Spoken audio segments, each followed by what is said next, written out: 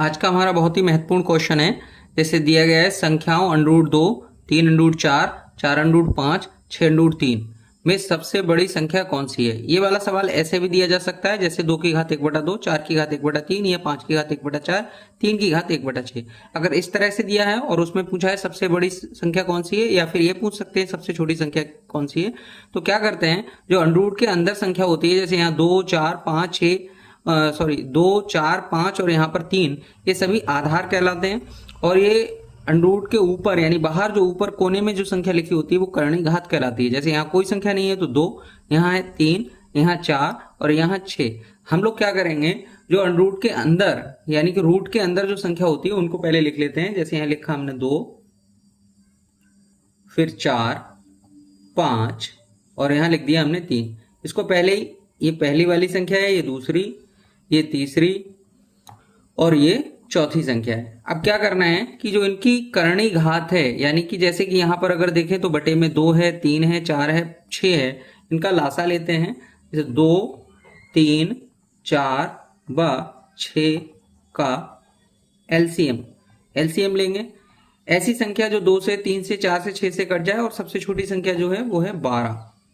तो हम लोग क्या करने वाले हैं, यहाँ पर 12 को भाग देंगे। यहाँ 12, 12 और 12 जो इनकी कर्णी घात है उससे भाग दे दो। जैसे यहाँ पर 2 है तो 2 से इसको भाग दे देंगे।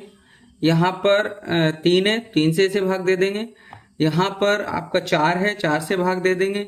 और यहाँ पर 6 है, 6 से भाग दे देंगे। 2 से अगर काटते हैं तो आता है 2 छंग 12, 3 से काटते हैं इसे तो आता है 4 और ऐसे 4 से इसे काटेंगे तो आएगा 3 और 6 से अगर इसे काटेंगे तो आएगा 2। तो हमारा सवाल जो बन के आया वो आया 2 की घात 6, दूसरा आया 4 की घात 4 और ऐसे ही तीसरा आया 5 की घात 3 और यहाँ आया 3 की घात 2।